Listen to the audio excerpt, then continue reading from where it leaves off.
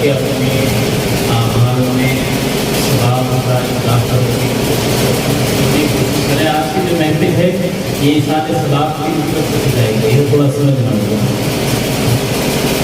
الحمدللہ الذی وکفی والصلاۃ علی عبادہ الذین اصطفی. اما بعد فاعوذ باللہ من الشیطان الرجیم. بسم اللہ الرحمن الرحیم.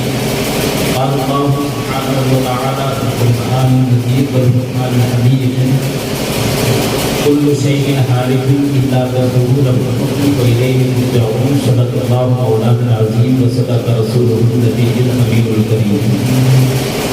آئیے ایک مرتبہ درود پاک پڑھ لیجیے. یہی بتاؤں گا. درود پاک پڑھیں. اللہم صلی علی سیدنا مولانا محمد الجود والکرم پڑھیں. بالکلم والکرم صلاۃ و سلام علیک یا رسول اللہ صلی اللہ علیہ وسلم. آج ہم یہاں پر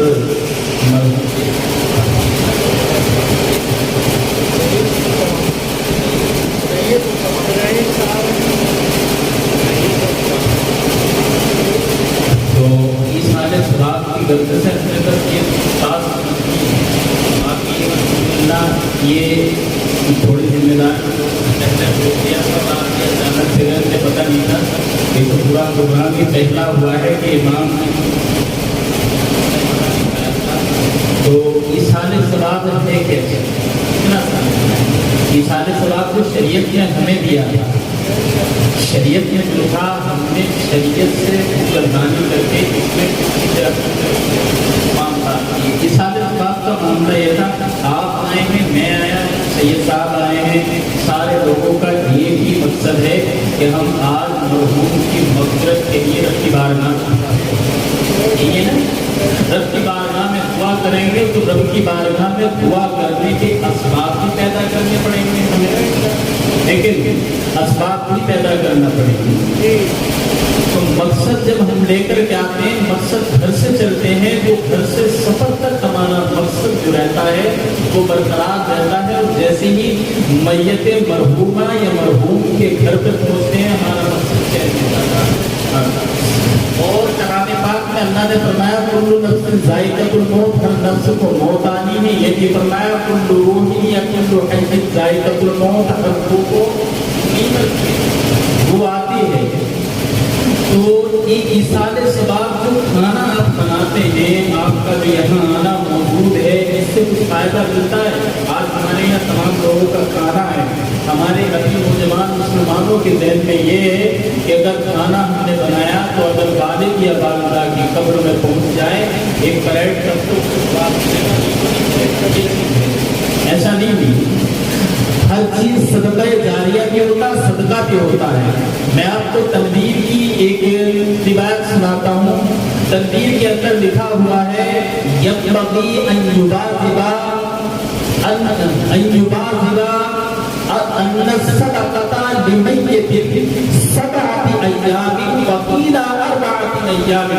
مناسب یہ ہے کہ آپ اپنی میت کی جانب سے آپ 7 دن یا 40 دن تک صدقہ کریں. دوسری بات، صدقہ مسجد میں جو مدرسے میں دینا ہوتا ہے، آپ اپنی والدہ یا والد کے نام سے مسجد میں عید لگواتے ہیں، صدقہ جاریہ. غریب کو کھانا کھلا دیں. غریب کو کھانا کھلانے سے کیا فائدہ ہوگا؟ میرے آقا نے ایک جگہ یہ بھی آیا ہے انت تحیی الطعام بمیت للفقراء والغرباء والمساکین. ایک جگہ آیا ہے کہ اتخذوا طعاما کانا حسنا. کھانا بنانا یہ اچھی بات ہے، لیکن کھانا جو بناتے اس سے کیا فائدہ؟ اس کے بعد صلاۃ و سلام. یہ شکم کی جو آگ ہوتی ہے، الحمدللہ سادات اکرام کی ڈیوٹیوں کا سہارا لیتے ہوئے یہ میں آپ تک پہنچانے کی کوشش کروں گا. اور حضرت سے جو ہے اگر کوئی غلطی ہو تو اصلاح کا بھی منتظر ہو. تو یہ جو کھانا بناتے ہیں، جسم کی جو آگ ہوتی ہے، یہ پیٹ کی آگ جو ہوتی ہے نا، بھوک یہ جسم بیچنے پر مجبور کر دیتی ہے. جب کسی کے پیٹ میں بھوک کی آگ لگتی ہے، شکم میں 8 دن تک کھانا نہیں جاتا ہے، تو اللہ نے جسے اشرف المخلوقات کہا، جس کے تعلق سے فرمایا کنتم خیر امت اخرجت للناس تأمرون بالمعروف وتنهون عن المنکر. بہترین امت کا خطاب رب نے دیا اس مخلوق کی تحریر پر جب کوئی شکستہ حال آتا کہ اللہ کے نام پر اس شکم کی آگ کو پوچھا تو ہم کھانا تو کھلاتے تھے بلکہ اسے اچھے اچھے طریقے بتاتے کہ کھاؤ کماؤ. لیکن جب دنیا کی دہلیز سے جا کر کے اور وہ ٹوٹ جاتا ہے تو رب کی بارگاہ میں جاتا ہے. مولا تیری بہترین مخلوق نے جسے اشرف المخلوقات کہا جاتا ہے اس نے میرے شکم کی آگ کو نہیں بجھایا ہے.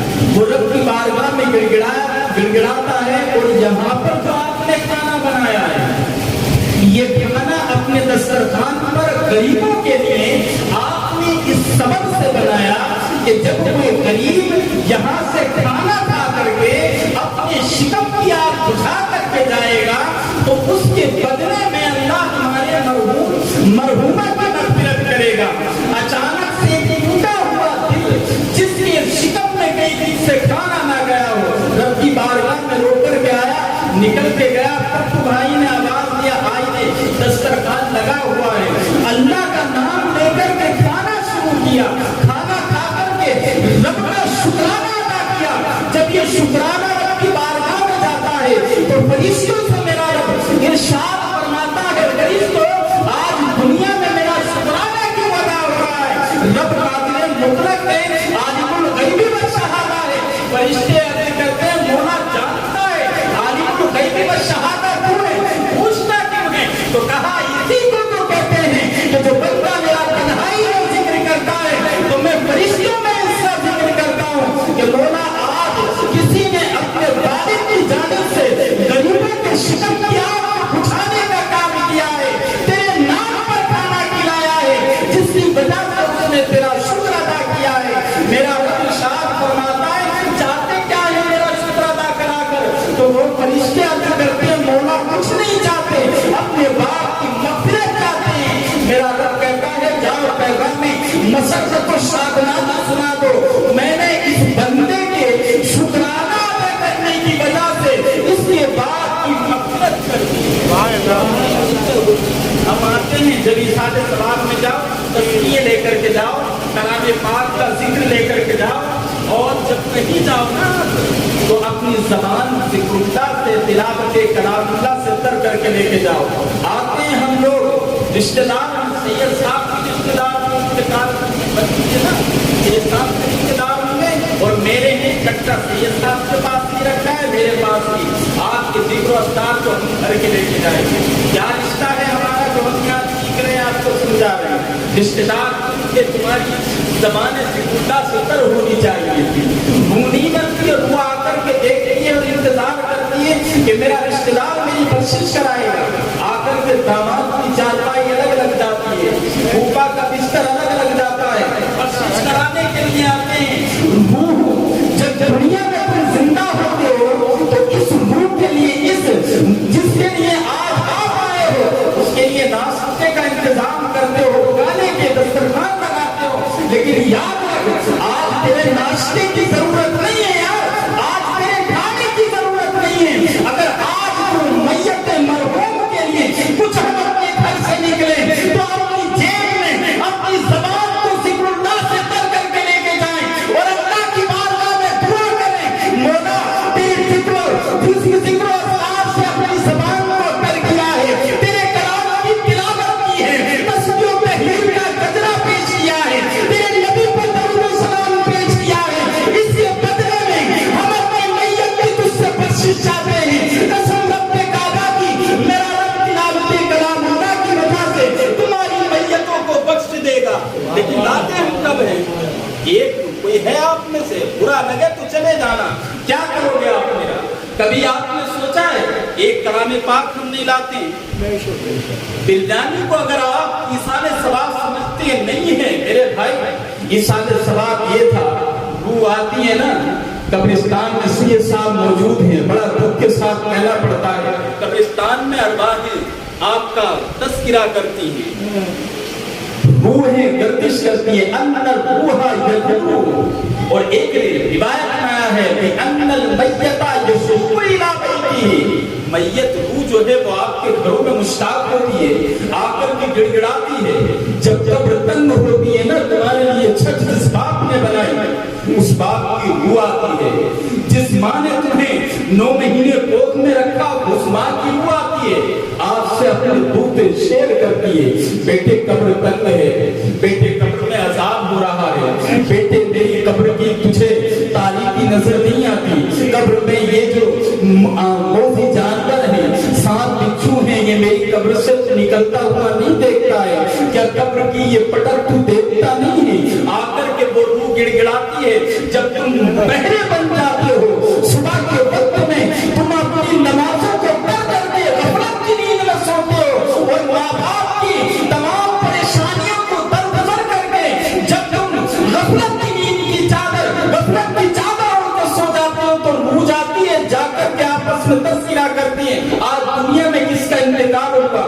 کہا آج میرے بیٹے کا انتقال ہو چکا ہے، میری بیٹی کا انتقال ہو چکا ہے، میرے بیٹے نے میرا نام مٹا کر کے اپنا نام لکھ لیا ہے، اس سے میری کوئی پرواہ نہیں ہے۔ یہ صحابی تھے اللہ کے رسول کے دیوانے، میرے آقا سے عرض کرتے ہیں یا رسول اللہ، باپ کو قبر سے نجات دلانی ہو تو کیا کرنا چاہیے؟ ماں کی قبر کو تاریکی سے روشن بنانی ہو تو کیا کرنا چاہیے؟ قبر اگر تنگ ہو جائے تو کیا اسے فراغ کرنے کے لیے کیا کرنا چاہیے؟ تو میرے آقا علیہ الصلوۃ والسلام فرماتے ہیں کہ کسی حافظ قرآن کرنے والے بچے کو جس کی کفالت میرا رب لیتا ہے، اپنے باپ کی جانب سے، اپنے مرحومین کی جانب سے اس کے جسم پر لباس سے پہنا دے، جب وہ لباس پہن کر تلاوت کلام اللہ پڑھے گا تو تلاوت کلام اللہ وہ بنے گا، تیرے باپ کی قبر میں اس کا ثواب ملتا رہے گا۔ نہیں بناتے، ہم امیروں کو کھانا کھلاتے ہیں، ہم غریبوں کا حق مارتے ہیں، غریبوں کو کہتے ہیں دہلیز سے جن کا حق ہے، یاد رکھو ہر کسی کا حق دیا جائے گا۔ نماز جنازہ کے حالات دیکھیں، میت باپ بیٹا آتا ہے، رشتہ دار آتے ہیں، انتقال کا پتہ لگ جائے، میرے آقا فرماتے ہیں کلمہ طیبہ کی تلقین کیا کرو، جنازے میں چلو کلمہ طیبہ پڑھو۔ ہم اپنی فیکٹریوں کے کام کرتے ہیں، ہم اپنے پڑھتے ہیں، ہم کاندھا دینے کا طریقہ ہمیں معلوم نہیں، نماز پڑھنے کا طریقہ معلوم نہیں، مٹی کتوں کی طرح ہم لگتے ہیں، مٹی دینے کا سلیقہ معلوم نہیں۔ پیارے 100 سال کی عمر ہو چکی، 70 سال کی عمر ہو چکی، کب سیکھو گے کاندھا دینے کا؟ 60 سال کی عمر کاندھا دینے کا طریقہ معلوم نہیں۔ امام کے پاس بیٹھنے میں شرم آتی ہے ہمیں، امام سے مسئلہ پوچھتے ہوئے تکلیف ہوتی ہے۔ میرے آقا کلمہ طیبہ کا ذکر کیوں بتایا گیا معلوم ہے آپ کو؟ میں بتا دوں رخصت ہو جاؤں کیونکہ یہ وقت تقریر کرنے کے لیے میں بس اپنی شکایت کو جو ہے مٹا رہا ہوں۔ کلمہ طیبہ کیا ہے؟ یہ کلمہ طیبہ کیوں پڑھا گیا؟ میرے آقا فرماتے ہیں کہ جاؤ اور جب بیماری کا پہلے دن پتہ لگ جائے اس کی عیادت کے لیے جایا کرو، اور جب اس کی بیماری زیادہ حد تک بڑھ جائے، ہونٹوں پر خشکی آ جائے اور آپ کو لگے کہ اب اس کی روح کفسنسری سے پرواز کرنے والی ہے تو اپنی زبان سے کلمہ طیبہ کی تلقین کرتے رہو۔ آپ کے کلمہ پڑھنے سے ہو سکتا اس کی زبان پر کلمہ طیبہ کا ورد جاری اور ساری ہو جائے، اور کلمہ پڑھتے ہوئے اس کی روح نکل جائے تو صرف اس سے ثواب نہیں ملے گا، اس کا ایمان پر خاتمہ نہیں ہوگا، بلکہ اس کے پڑھنے کی وجہ سے تجھے بھی ثواب ملے گا، کیونکہ سبب تو ہے، مسبب وہ ہے۔ اور جب انتقال ہو تو کلمہ طیبہ پڑھتے چلے جایا کرو۔ کلمہ طیبہ کا ورد کیوں کہا گیا؟ پوچھا گیا حل الثمن للجنت، کیا جنت کی کوئی قیمت ہے؟ جنت کا کوئی ٹکٹ ہے؟ جنت کی کوئی کوشش ہے جس کی وجہ سے ہم جنت میں جائیں؟ میرے آقا نے فرمایا الثمن للجنت لا الہ الا اللہ، جنت کی قیمت جو ہے وہ لا الہ الا اللہ ہے۔ دوسری حدیث میں فرمایا لا الہ الا اللہ مفتاح الجنہ، جنت یہ لا الہ الا اللہ جو ہے یہ جنت کی کنجی ہے۔ حضرت جنید بغدادی رحمۃ اللہ علیہ کے دور میں ان کا ایک مرید آیا، میرا جنید بیٹھا ہوا ہے، آ کر کے دیکھا کہ وہ خوشی سے مسرت و شادمانی سے آتا ہے، آنے کے بعد اچانک سے پیشانی کی جو مسرت و شادمانی ہے وہ مایوسی میں تبدیل ہو جاتی ہے۔ نگاہ ولی جب پڑتی ہے، کہتے ہیں ولی ولی ہے، ولایت کی شان رکھتے ہیں، اور ولی منہ میں خدا کی زبان رکھتے ہیں۔ تو ولی کامل نے نگاہ ولایت جب ڈالی تو دیکھا تو اس کے چہرے، اس کے دل کے حالات کو پڑھ لیا۔ اب حضرت جنید بغدادی روایت کے اندر آتا ہے، آپ کے پاس 75,000 کلمات کا ذخیرہ موجود تھا جو آپ نے پڑھا تھا۔ ہم کچھ نہیں لاتے، ہم لاتے تو کیلے لے کر کے آتے ہیں، انار لے کر کے آتے ہیں، آج میت کو بخشوانے ہیں، زندوں کے پیٹ بھرواتے ہیں، ہم میت کے لیے کچھ نہیں کرتے۔ تو حضرت جنید نے نگاہ ولایت عمیقانہ انداز میں ڈالی، آپ نے اپنے مرید کو بغیر بتائے ہوئے 75,000 کلمات کا ثواب اس کی ماں کی روح کو پیش کر دیا۔ اب تو پیشانی جو مایوسی میں تبدیل ہو چکی تھی، جس پیشانی پر مایوسی کے آثار نمایاں تھے، اچانک سے وہ چہرہ کھل جاتا ہے اور اس پر ابتسام کے اثر نمایاں ہوتے ہیں۔ لوگ پوچھتے ہیں کہ جب تو حضرت کی بارگاہ میں آیا تھا تو تیری پیشانی پر مایوسی تھی، پسینہ تھا، لیکن اب کیوں پوچھ رہا ہے؟ تو کہا جب میں یہاں آیا تھا تو آنے وقت میں نے دیکھا میری ماں جہنمی لباس میں ملبوس تھی، لیکن حضرت کی بارگاہ میں بیٹھا تو میں نے پھر نگاہ ڈالی تو میری ماں جہنمی لباس میں نہیں بلکہ جنتی لباس میں تبدیل کر دی گئی۔ وجہ کیا ہے اس کا ماجرا مجھے پتہ نہیں۔ میرا جنید فرماتا ہے کہ نادان، جب تو آیا تھا تو تیری ماں جہنمی لباس میں ملبوس تھی، اور جب تو بیٹھا میں نے نگاہ ولایت سے دیکھا تو تو اپنے ماں کو جہنمی لباس میں دیکھ کر رنجیدہ ہو گیا تھا، مایوس ہو گیا تھا۔ میرے پاس 75,000 کلمات کا ذخیرہ موجود تھا، میں نے تجھے بنا بتائے رب کی بارگاہ میں پیش کیا اور کہا اے میرے رب، یہ 75,000 کلمات کا ثواب میں اس مرید کی ماں کی روح کو پیش کرتا ہوں۔ رب نے کلمات کے صدقے میں جب جہنمی عورت کو جہنمی لباس سے نکال کر جنتی لباس میں تبدیل کر دیا اور معاف کر دیا۔ کہاں لاتے ہیں؟ کتنے کلمے لے کر کے آئے؟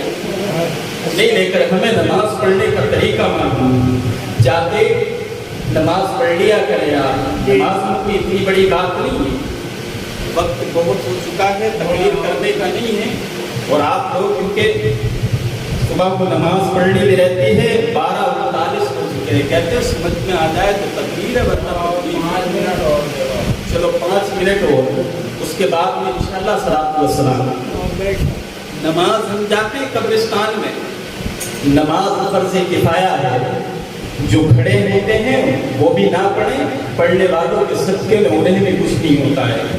لیکن یاد رکھو یار، میرے آقا علیہ الصلوۃ والسلام فرماتے ہیں کہ نماز جنازہ میں شرکت کیا کرو۔ میرے آقا نے فرمایا نماز جنازہ میں، یہ نہیں فرمایا صرف جنازے کے ساتھ چلنا ہے، نماز جنازہ میں شرکت کیا کرو۔ اب نماز جنازہ ہے کیا چیز؟ ہم جاتے ہیں، جاتے ہزاروں کی تعداد میں ہیں، اور نماز جنازہ پڑھتے ہوئے 100 لوگ 900 کھڑے ہوتے ہیں، کوئی خیمی رگڑتا ہے، کوئی اپنے گپے شپے لڑاتا، کسی کا وضو نہیں ہے، کسی کے پاس ٹوپی نہیں ہے، 100 لوگ پڑھ رہے ہیں، ان کے پڑھنے والوں کی وجہ سے وہ بھی گناہ سے محفوظ ہے۔ اب گئے جا کر نماز جنازہ میں، اللہ کے رسول نے فرمایا کثرت سے آپ لوگ شرکت کیا کرو، کچھ بجا ہوگی، کیونکہ اللہ کے رسول کے قول میں مشیت خدا لاتی ہوتی ہے۔ میرے آقا نے فرمایا نماز جنازہ میں شرکت کیا کرو۔ اب اس میں ایک دعا ہوتی ہے، نماز جنازہ تو پوری دعا ہی ہے، جا کر کے وہاں دعا کرتے ہیں اللہم اغفر لحینا، گئے مردے کے لیے ہیں اور دعا کرتے ہیں زندوں کو بخش دے۔ مردے کو بخشوانے گئے ہیں نماز جنازہ پڑھ کر زندوں کو، اس کے بعد میں میتنا، مردوں کو بھی بخش دے۔ صرف اس نہیں، ہمارے مردوں کو جتنے مر چکے ہیں، جو موجود ہیں انہیں بھی بخش دے، جو غائب ہیں، جو حقہ پیتے ہوئے چھوڑ کر کے آئے، ایک مومن مسلمان کا جنازہ ہوا، دروازہ بند کر کے یہ سنگ دل نماز جنازہ میں نہیں گیا، وہ بخشش بخشش ہو رہی ہے. بچے نماز نہیں پڑھتے, صغیرنا کا لفظ آیا, ہمارے چھوٹوں کو بھی بخش دے. عورتیں نماز جنازہ نہیں پڑھتی ہیں, عورتوں کا ذکر آیا, وہ مسانہ عورتوں کو بھی بخش دے. یہ وجہ کیا ہے؟ عورتوں کی بخشش, بچوں کی بخشش, بڑوں کی بخشش, جو موجود ہیں ان کی بخشش, جو گھروں میں جا کر ٹیویاں دیکھتے ہیں, مومن مسلمان اپنی دائیں بازی سے پوچھ کرتا ہے, اس کی بھی بخشش. تو نماز جنازہ کیوں پڑھیں؟ دعا تو ہو ہی رہی ہے, کیوں جائیں گے؟ لیکن اللہ کے رسول نے فرمایا ہے نماز جنازہ میں کثرت سے شرکت کیا کرو. وجہ کیا ہے کہ اگر میت جنتی ہوتی ہے, میت جنتی ہوتی ہے تو اس کی نماز جنازہ پڑھتا ہے, اللہ اس کے صدقے میں اسے بھی جنتی بنا دیتا ہے. اور اگر نماز جنازہ پڑھنے والے میں سے کوئی جنتی ہوتا ہے اور میت گناہگار ہوتی ہے تو اللہ اس نماز جنازہ پڑھنے والے جنتی کے صدقے میں اس کی بخشش کر دیتا ہے. اب ایک ولی کامل کا واقعہ سنا کر ختم کر دوں. ایک کفن چور ولی کامل کے طور پر آپ آج چوری نہیں کرتے, آپ مہنگے تلاش کرتے ہیں, آپ کسی کی جیب سے 10 روپے نکالتے ہیں, لیکن مردوں کو ننگا کرنے والا بیابان تھا جس کا جب ایک ولی کامل کو اس کی خبر ملی تو بلایا اور کہا آپ کیا کام کرتے ہو؟ کہا مردوں کو ننگا کرتا ہوں. کہا مردوں کو ننگا کرتے ہو؟ کہا تو یہ 4 گنا زیادہ قیمت ہے کفن کی, جب ہمارا انتقال ہو ہمارا کفن چوری مت کرنا. اب 4 گنا قیمت زیادہ ملی, دل میں اس نے بڑا خوش ہوا. جب حضرت کا انتقال ہوا تو یہ گیا 4 گنا زیادہ قیمت ملی تھی, نماز جنازہ میں چلا جاؤں. اب یہ نماز جنازہ کے ساتھ ساتھ کفن چھڑانے والا چلتا ہے. جب نگاہ پڑتی ہے کفن پر, کیونکہ کفن اچھا دینا چاہیے, آج ہم سستا دیتے ہیں, میت کو کفن قیمتی دینا چاہیے. جب دیکھا حضرت کا کفن بڑا قیمتی تھا, نیت بدل گئی, 4 گنا قیمت دینے والا ختم ہو گیا. اب مجھ سے پوچھے گا کون؟ اب میں ان کا کفن چوری کر کے دونوں ہاتھ میں لٹو ہیں. سب لوگوں نے نماز جنازہ پڑھی, اس نے بھی نماز جنازہ پڑھی. اب سارے لوگ چلے گئے انتظار میں, قبرستان تنہائی کا کہوارہ بنی اور میں اس کفن کو چوری کروں. جب سناٹا چھانے لگا, کسی کی پرچھائی تک کا آسرا نہ تھا, اس نے قبر کے اندر ہاتھ ڈالا کفن چوری کرنے کے لیے. صدا آتی ہے, ایک جنتی جنتی کا کفن چوری کر رہا ہے. اب اچانک ہاتھ باہر نکالتا ہے اور یہ آسمان کی طرف دیکھتا ہے, کبھی پیچھے دیکھتا ہے, آواز دینے والا نظر نہیں آتا ہے, چہرے پر پسینہ ہے, خوف و ہراس سے لڑ رہا ہے. پھر دوبارہ ہاتھ ڈالتا ہے, پھر صدا آتی ہے, اے جنتی تو جنتی کا کفن چوری کر رہا ہے.